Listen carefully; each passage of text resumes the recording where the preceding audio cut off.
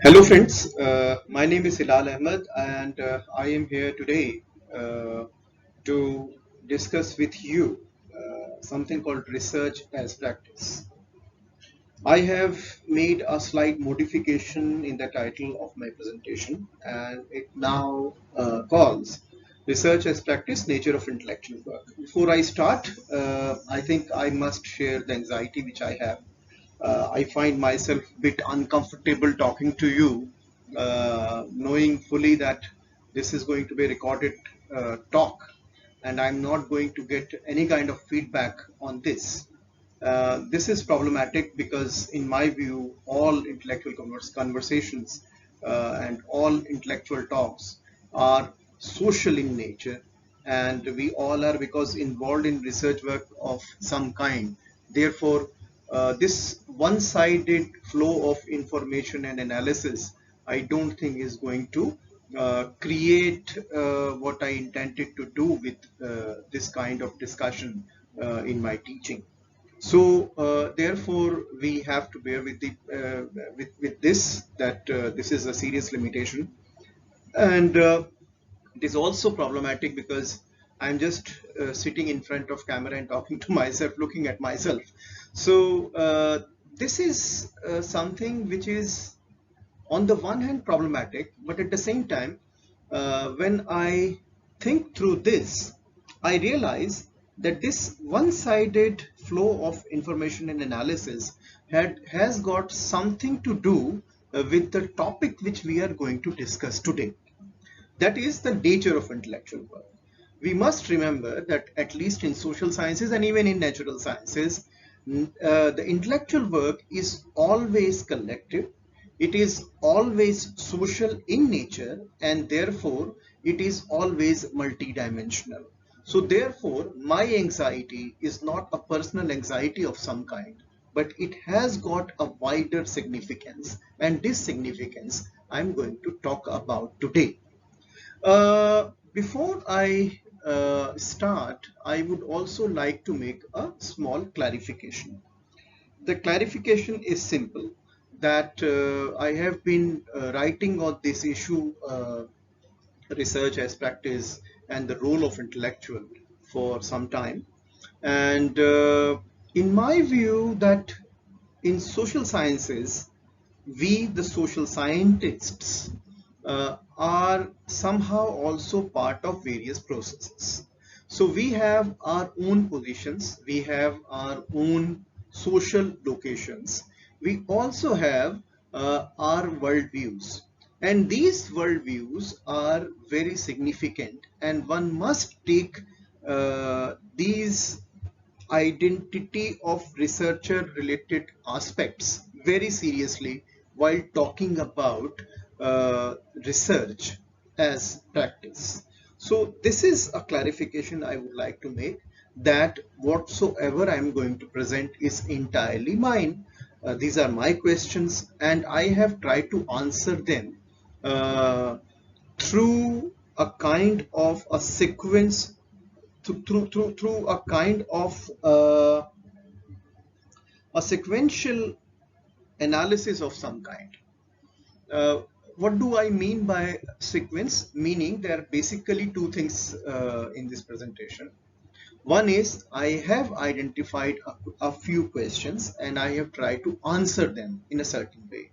But at the same time, I would also like to clarify that there is a specific ways in which one point is connected to another point.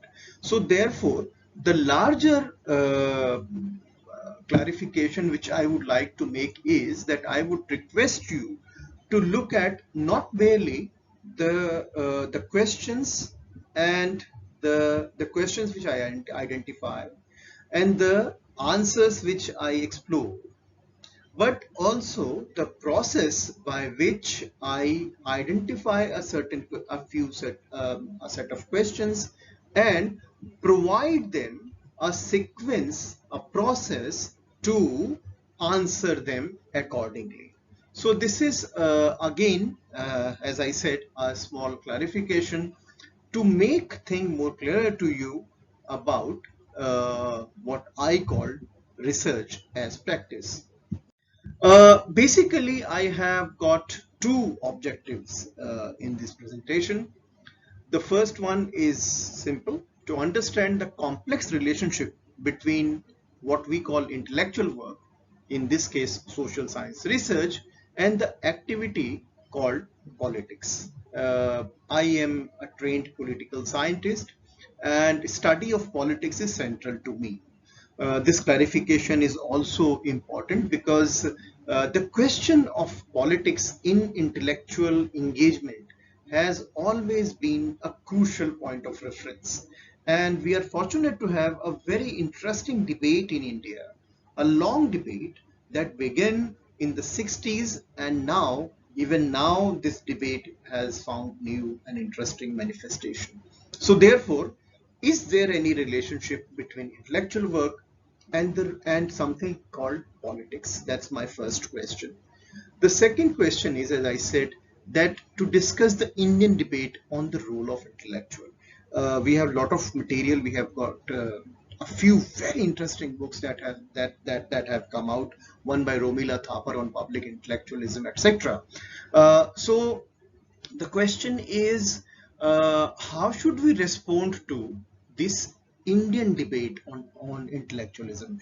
By the way, this is a central question, especially now, when if you apply to any funding for research, a few questions of certain kind are being asked, and these questions are: what is the social relevance of your research?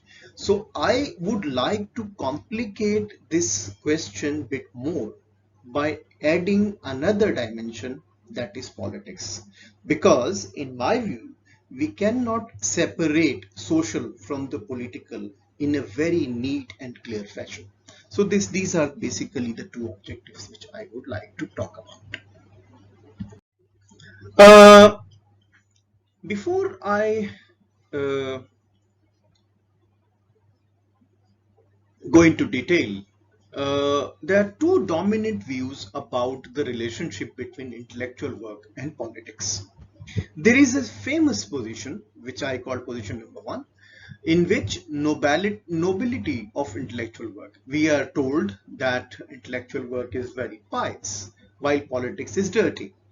So we are advised there should be a dividing line between politics, which is, as I said, a dirty game of power play and scholarly engagement, uh, a dirty game of power play, and we have to make a distinction between that dirty play with regard to scholarly engagement. Hence, intellectual work must adhere to its own professionalism. So this professionalism centric argument reminds us that we are basically professionals, and we should make a crucial distinction between the world of politics, because our work is not at all political. We are basically intellectual, so we should stick to this sphere. So that's position number one, and this position is time and again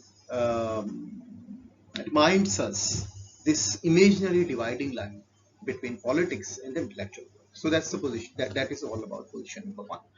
The position number two is equally critical of the position number one. It says that intellectual work itself is political, and we are told that the prime objective of all intellectual work is to play a specific political role. Intellectual work in this sense is understood as a mode of intervention in the political sphere for achieving some wider objective, such as revolutionary transformation, democratization, social inclusion, and so on.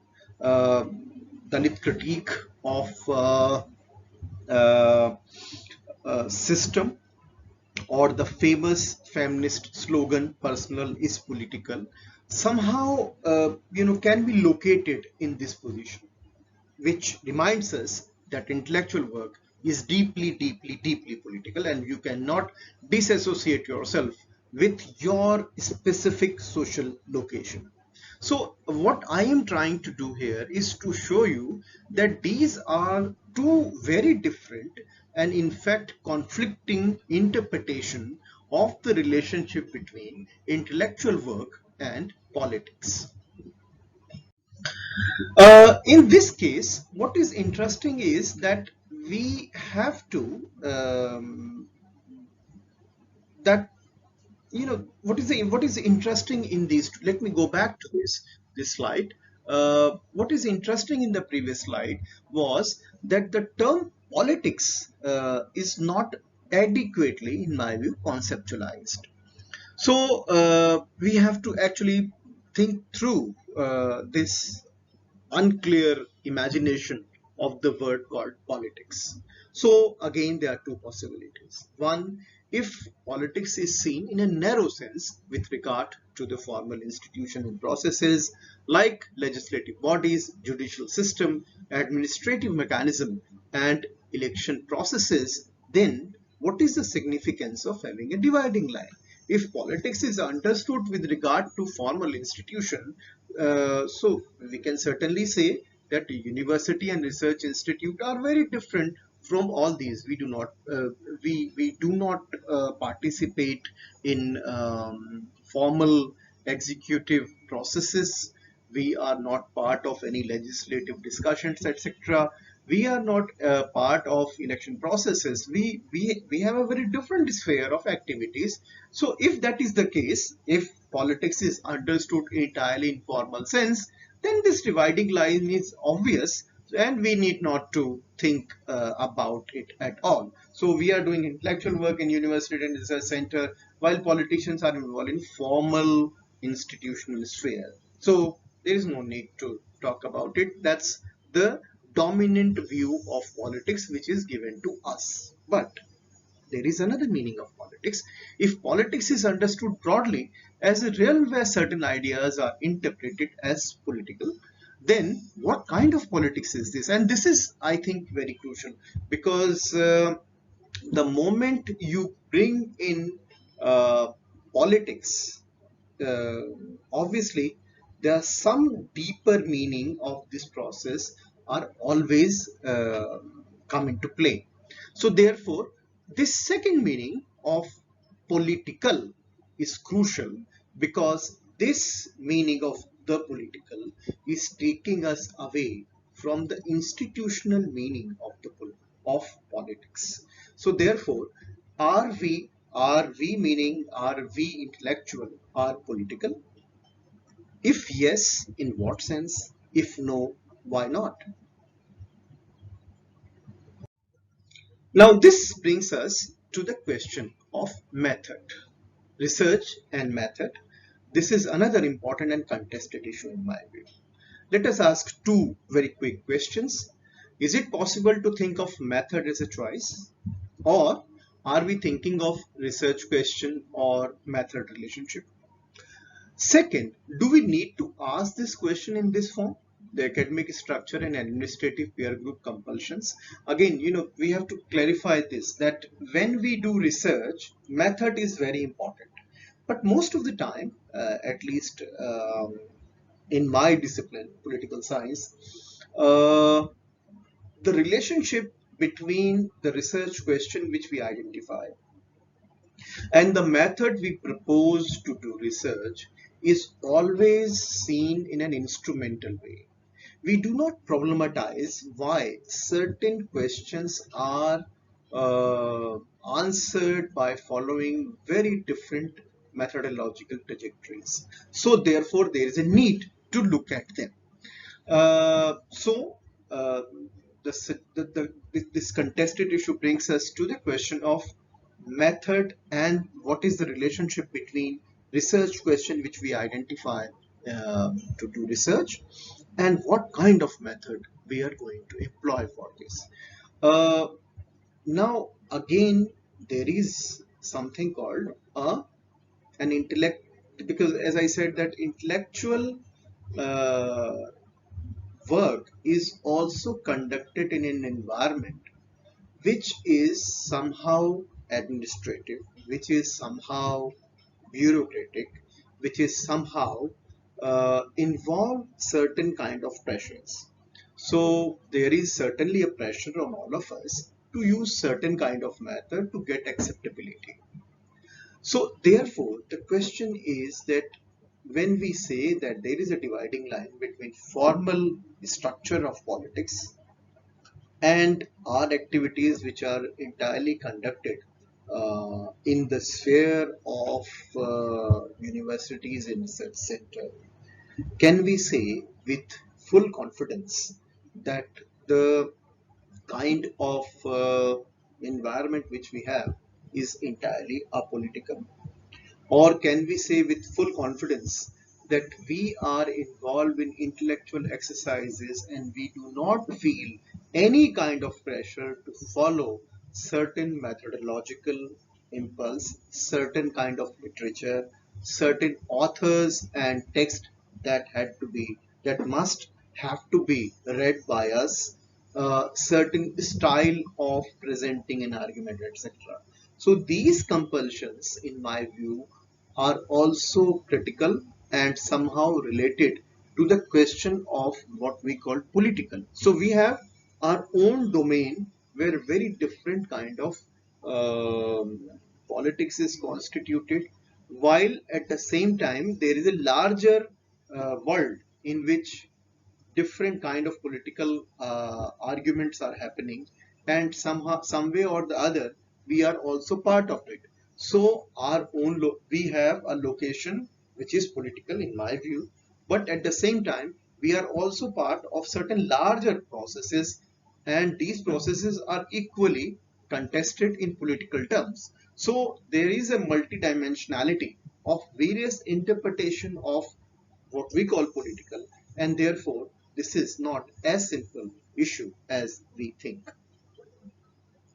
Uh, so what I am going to do today is to take an interesting essay written by Dr. Rajesh Sinha. That is a newspaper article, and this newspaper article actually appeared in the newspaper called Indian Express on 11th of November 2017. I find this article very significant because, to best of my knowledge, this article actually captures the crux of the Indian debate on the relationship between intellectual work and politics. The title of this newspaper article was Hindutva and its Naysayer. And we can assume that it is going to look at the recent debate with regard to the critique of Hindutva and how there is a limitation of that critique.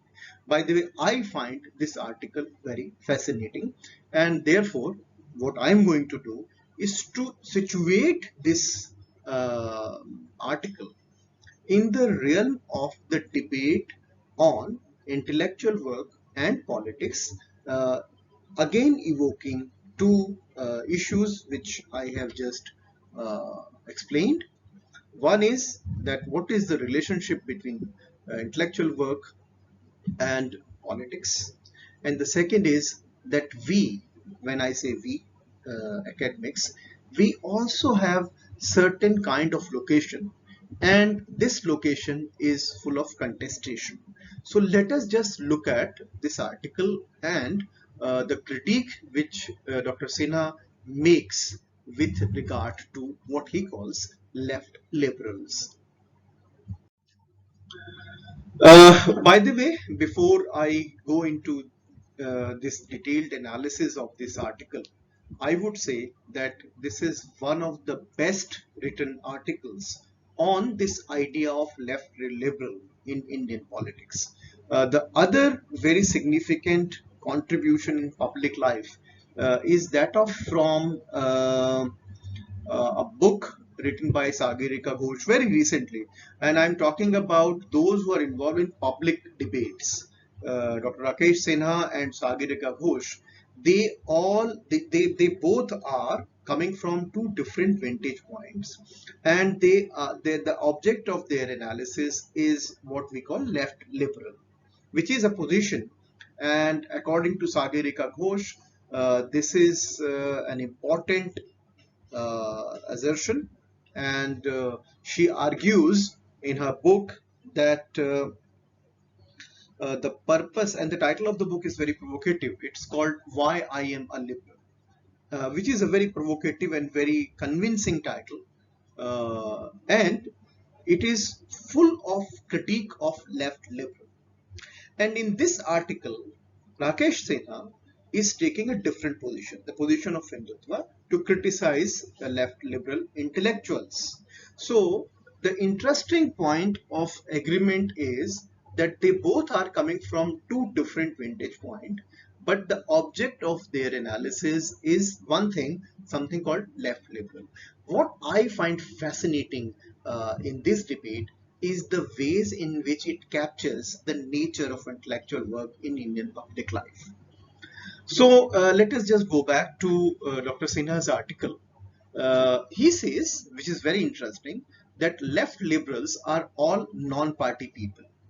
And I quote, he says, Modi government and Hindutva have been increasingly opposed more by a non-party formation known as left liberals than opposition parties. And there is certainly true. Uh, and we all know that this idea of non-party formulation is quite old. We all know social movements and the relationship between intellectuals and social movement. So therefore, he is right in the sense that left liberals are coming from non-party formulations, and therefore they should not be equated with any oppositional party. Opposition party meaning non-BJP party in this case. He also says something very interesting about the internal contestation between this category, the internal contradiction within this category called left liberals. He says, and I quote, conventional political ideological left comprising the socialist and communist, while left liberal operate outside the realm of left parties. They are not opposed to each other, which is very true. Uh, we all know that many intellectuals who at one point of time associated formally or informally with different left groups are no longer with them. We also know that there is a consensus that the internal contestation among left liberal should not be highlighted. So therefore, he's right in capturing that there is certainly an internal contestation, but these contestations are not highlighted or discussed in public. Then he moves to another important aspect of the sociology of left liberal, and he makes three crucial points here. First is, he says that there is an interesting alliance. And I quote, he says, sociologically, left liberals are an alliance of intellectuals, academics, and a section of the media who have never camouflaged their anti-RSS worldview. Therefore, they are natural allies of the communist parties and the co-opt any individual or group that show antipathy for Hindutva. So for him, the reference point is Hindutva, and he argues that in order to oppose Hindutva, they come together, which is to some respect right. Second, he also makes an interesting point about why there is an alliance. What is the reason for their unity? And he says that this is a companionship of Adam Smith and Karl Marx. There is also a third constant, Nehruvian, who feel a loss of hegemony and privilege since the emergence of RSS as a ruling ideology. And then finally, he look at the location of these people, the left liberals. He says their strength largely comes from intellectual dominance in their respective field, academia, film, art, and media. Uh, I think that though there is certainly, I do have some reservation with this entire generalization, but there is a truth in this, that we do not find internal contestation of different kinds. Say, what is the position of liberals on Indian economy, the market-oriented, what we call reform since 1991, and why we do not have any serious public public debate on the economic economic policies, not the economic policies of the government, but the framework in which certain economic policies are operated.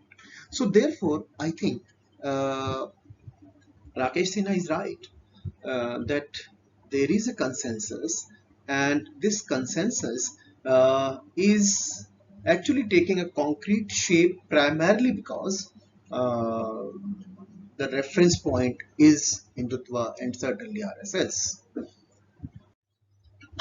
He then moves to the something called ideology.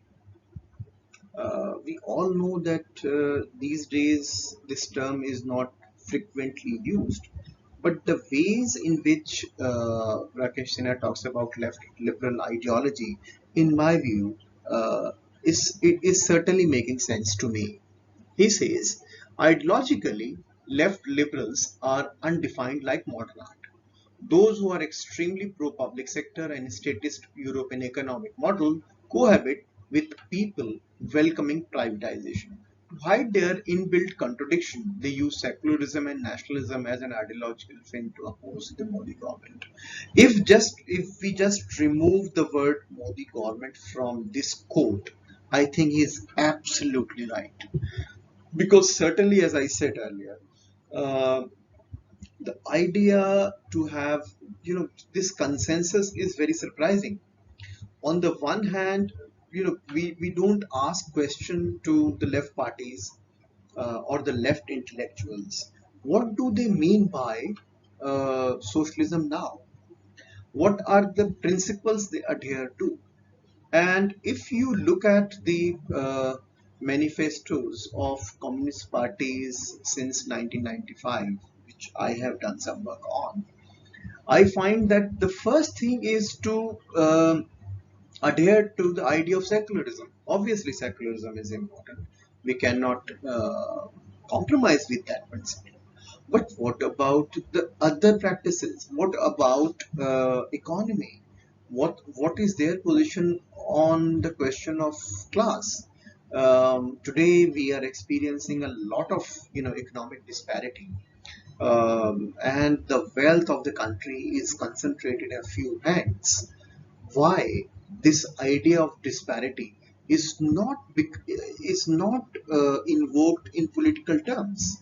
So therefore, he's right that this ideology is very peculiar, and because its peculiarity is primarily because there is no discussion on certain internal questions which are central to various intellectual locations of these left liberal intellectuals. Then he moves to a very interesting aspect, that is what he calls politics.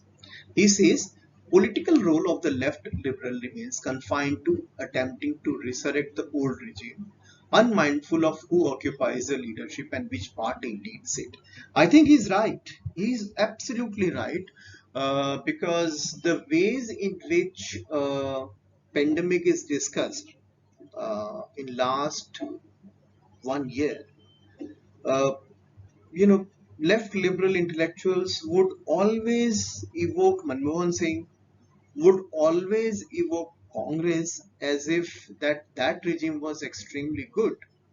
So there is a problem with this argument, that certainly things were not as good as we think.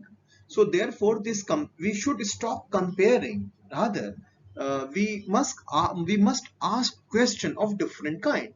What is happening is, obviously, the present government is responsible to answering the issues which we face now. But we should not compare this with the earlier governments, because they had their own issues and problems. So therefore, this binary is equally problematic, and I think he's right. Then he is also raising an important issue of elitism. He says the political agenda of anti-RSSism is untenable and merely a sign of opportunism. But there is a reason that Indian communist and left liberal feel comfortable with each other. So And he says that evoking Namudripad, uh, leadership was from a non-proletariat background. This is a more valid for the contemporary organizational base of Indian communists. I think there is a merit in this argument. If you look at the social background of many of the left liberal public intellectuals, you may find that there is a certain kind of elitism. So I am, despite the fact that I myself consider a left liberal in a restricted sense of the term, I find this article rather convincing. Why I find this convincing? Because of three things. I find that this is a very important critique because it traces the location and nature of dominant intellectual circuits in our country, especially in metropolitan cities. It indicates the lack of clarity on various issues, and certainly it highlights what is known as political correctness.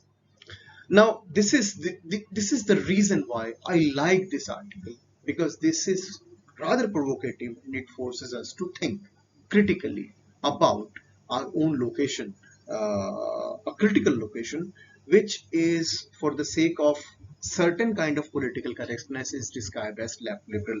As I said that I also find myself, I am critical of Hindutva, but I am equally critical of the idea to present left liberal versus Hindutva as a consolidated or as a formed binary of some kind. So, but there is a weakness of the critique as well, which we must underline. First of all, Rakesh Sinha's piece does not analyze the RSS Hindutva form of intellectualism critically, and it established it as a supreme and originally Indian form of intellectual or political manifestation. We must remember that all these issues can equally be posed to RSS and can also be answered rather differently. So he is not in, there is no scope for self-criticism of this kind, because the issues he is raising are entirely related to the intellectual location, not of some intellectual, but the intellectual milieu and culture in which we all work.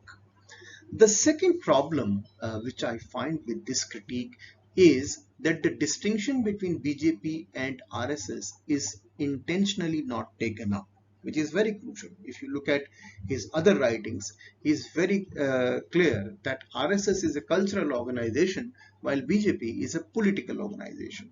But if you look at the article in its entirety, you find that this distinction is very blurred, it's very unclear, and he is defending Modi regime as if Modi regime is RSS regime. So this clarity making his argument weak. Thirdly, which is interesting, eventually it's a mirror image of the object called left liberal, which is opposed and rejected. Now, in last 7 years, who are the people, those who are in power? Who are the people, who are the intellectuals who are dominating the political scenario? So I think that there are equally elitist elements which are dominating the Indian intellectual life these days, and they are certainly coming from very different sphere of life. So therefore, if we have to have a comprehensive critique of some kind, we must also look at the other side. Otherwise, it would be limited and it will be confined to certain very specific issues and certain kind of, which in Hindi we call tutu meme. So what should we do? So in my view, I think we should go back to make a distinction between rhetorical and argumentative nature of intellectual politics. Rakesh Sinha's critique is certainly valid. He is right. He is saying something which is very powerful. He is right in the sense that it is next to impossible to detach yourself from a political position. But he is also suggesting we should be self-critical.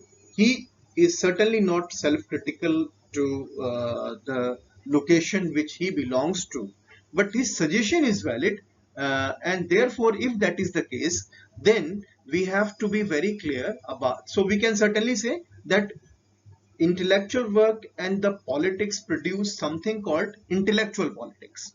But this intellectual politics can be of two types.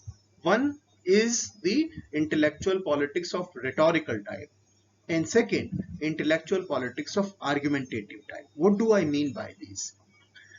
Something which is very significant here, which I call political hermeneutics, a theory of interpretation which is evoked to produce alternative, deeply political yet non-essentialist analysis. And therefore, there is a need to have a technique of argument, a style of producing analytically open but politically committed arguments. So, if we say that we are secular, it would become certainly a rhetoric. But if we produce certain argument using political hermeneutics and producing argument of the kind which are open to multiple interpretation, which are open, which are not closed, then they would certainly become valid and influential in public debates as well. So we have to stick to the technique of argumentation, as I said, a style of producing analytically open but politically committed argument. So if I say that I am a critique of something, I should have a justification of that critique, and that justification should come from a political hermeneutics and a technique of intellectual argumentation. Uh, Two examples of this kind are crucial. Again, from CSDS, my former colleagues, Ashish Nandi and Rene Kothari. Nandi says in an interview to me, very interesting thing. He says that intellectual work is a love affair that swallows you up and forces you to operate at the margin of sanity. So he always makes this distinction between intellectual work and academic work. So if the intellectual politics has to be understood, it should be understood in a process to come out to come out intellectually sophisticated and open argument. Kothari makes a very similar point, but in a different way. Again, to an interview he given to me in 2010-11, he says the task of intellectual is not limited to the study of the critical role played by politics at various levels. They also have to develop various critiques of existing politics. Intellectuals must intervene in the political process by linking critical ideas to political debate. There should be a space for criticism and self-criticism in our thinking, and this is what Rajesh Sinha is also suggesting. If we close the possibility of criticism, the gap between ideas and processes will increase. It will restrict our role as intellectual in society. So therefore, the point Kothari is making is that if we want to play a significant role uh, in the realm of politics, because certainly we are part of it, we must actually recognize our location as intellectual, and we must also recognize that we have to be self-critical of the kind of argument we are making. So that will actually, this dialogue between our self-criticism as well as our critique of the outside political world, it should continue and it should produce arguments of various kinds. So this brings us to the final point which I'm going to make.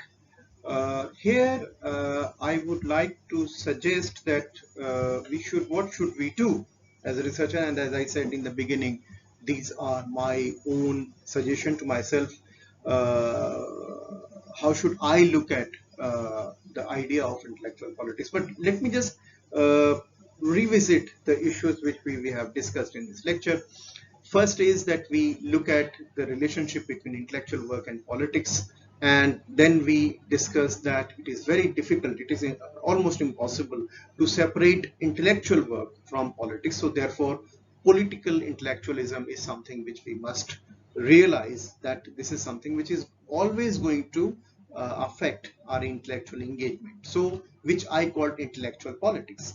But then we also discuss that this intellectual politics can be of two types. One is the intellectual politics of uh, rhetorical type, saying that we are Hindutva, we are secularist, etc. But there is another deeper politics of that, which I called argumentative intellectual politics. And this argumentative intellectual politics always force us to be self-critical, or always force us to tell that we are researcher basically, and the purpose of our intervention in political debate is primarily to reflect an informed argument of certain kind. So on the basis of that argumentative intellectual position, I suggest these five things. First, that priority of research question and choice of methodological tools should always be highlighted and explained. We must tell our readers that what are the research questions which we are exploring, and what are the methodological tools we are going to use, and what is the reason behind that. Second is that we should have certain kind of openness for sources. We always look at these sources with critical eye. Third is, as I said, that critical engagement with identified positions must be established to arrive at analytical inferences of different kind. Then the question of argument. If whatsoever argument we make, we must realize that these are tentative and context specific, meaning that my argument might change if a certain new reality would come, or if I have to encounter a new reality. So therefore, we have to be very clear about the limitation of our argument, and that's the final point as well, that there should have some space for self-criticism. So if we practice this argumentative intellectual politics, then in my view, uh, our intervention in public life and our political engagement with our own work would become meaningful. So I stop, and thank you very, very much.